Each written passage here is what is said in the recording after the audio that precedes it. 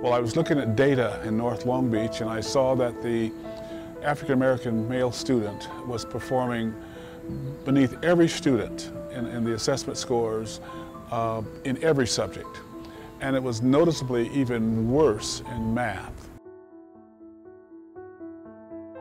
I said, what if in the African-American community or in Long Beach that we could produce 1,000 engineers, mathematicians, and scientists? What would that do for the community?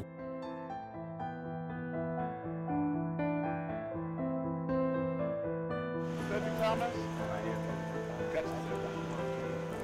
Tremaine Sessions?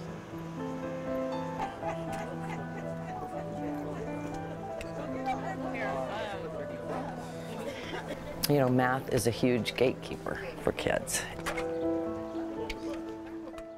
We're losing 80%, at least, of our African American student population who are going nowhere with all that they have to offer. Everything that they have, all the gifts they have, they're not taking them anywhere.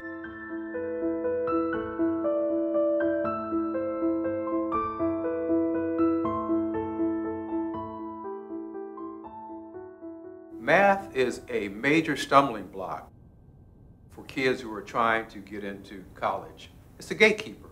It's a big gatekeeper. You defeat that gatekeeper by getting kids prepared and interested in math. And it opens up the world. When they came to us and said, are you willing to join us in this partnership? I thought, wow, what a wonderful opportunity for our young people. Math opens so many doors. And if we can get more young African-American males in this field, then we will be competitive in an international level. Math is my favorite subject. It's so mind-boggling. You have all this stuff in your head, and I don't know why, but it just interests me for some reason. Good, and you have to solve for. Yeah, okay. Same thing, 5 times 5, 25. This is twice today that you've led me exactly to where I'm going to go. Very nice. Equals c squared. So the problem says that you're going to build a set of stairs with these long cement blocks. And the blocks are built at the right height first step and the right width first step. And they link together. So you can build steps just by stacking these long cement blocks, which you kind of have a picture of the side here.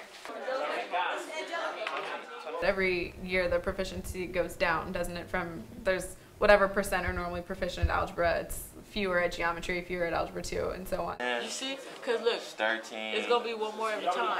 You get 25. So that's 50.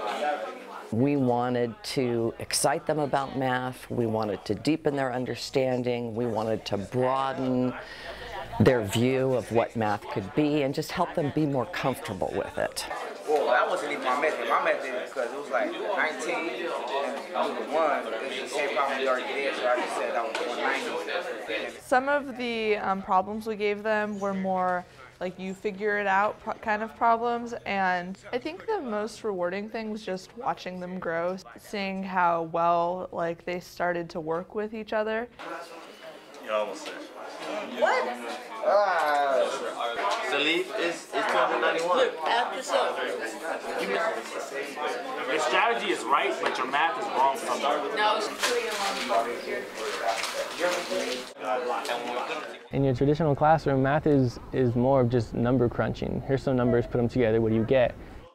When you have them manipulate it, they know what the math represents and know what the numbers represent. If you can do that, it makes it just last so much longer, and they make so many more connections in their brain instead of just one connection. There's much more. It's a lot stronger. So you got to subtract 15 and make that. That's how I got it. Smart. Smart. Real smart. 13-year-olds often don't believe that they can do it, whatever it is. Strong move, man. Strong move. A lot of times they haven't been talked to in the way that we're talking to them. Look what you did, though. Look what you did. And so, number one, they have to get out of their own way and allow themselves to achieve. All right, let's go. Let's go for it. Pull in the rope. It's all you, sir. Nice and easy. Nice and easy. Stay up. Stay up. Grab it, get there. You can do it, man, come on. Strong move, man. Always the strong move. So when we say to a 13-year-old, well, yes, you can, they get a little bit confused. Then they actually start believing they can. Good job, man. It's not as scary as you thought it was. Because not only are they up against themselves, right, but they're also up against some family members. They're up against classmates who may not be high achievers or who may settle for barely making it.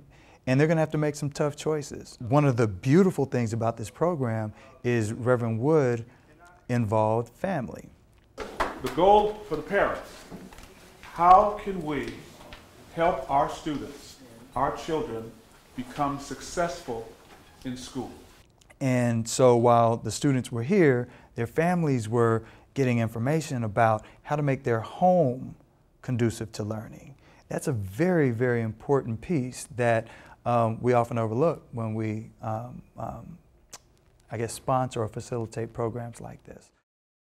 My heart is with middle school, and I think this is one of the first programs that's taking a look at that crucial age when kids are just stepping away from mom and dad and start developing their own identity. We should be all over them. We should show them the world. I think we give them a chance to take ownership of their learning and to start marking out their own path for their own educational future.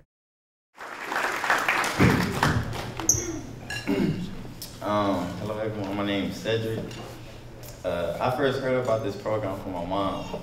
She was like, you can't bring electronics. I was like, oh. I was like, I need my video games. I keep switching on my mind. Like I want to be a doctor and then a lawyer. So I have really decided yet. My grades were okay in middle school, but I want them to be better, like straight A's or A's and B's, because I want to get into a good college. So I think it's going to help me a lot. Every day I'm excited for class, because we learn different things, like for 9th grade, and I want to see how hard this stuff is going to be, because I'm going in 9th grade, so I want to see what I'm up against, basically. When I first came here, I didn't think that I was going to know the stuff I know now. I learned a lot of stuff in this program. I learned how to speak in front of big crowds. I used to be real nervous. I learned new math skills, and hopefully I can come back next year and do it all over again. I want to be more than just somebody. We've had a lot of great ideas, wonderful programs, but then they run out of funding. Sustainability is the only way we're going to see the benefits of the work that we put in. I hope they're hungry, and I hope they want more. And I hope they can carry that message to their families, to their friends, and when they come back to school as well. I hope it gives them some encouragement to be leaders and not just go to school to be educated, but to be advocates for how education can open doors for everyone. When it comes to African American students, I either have students who are stars or I have students who are not prepared enough, and I have nobody in the middle. There are too many students who are not getting the opportunities they need to even make it through. I think that right now, for whatever reason in the system, to make it, they have to be exceptional. And that if you're not exceptional, you just don't make it, and that's not okay with me. America in the 21st century is moving into areas that require a knowledge and a base of quantitative understanding. Of mathematics, we have to understand the sciences. If you're not ready for that, then you can't participate. If you can't participate, then you cannot survive, and you cannot live on a level that I would say would be like most of the people in the society live. And so you'll find yourself as a permanent underclass. And that's a horrible way for people to live.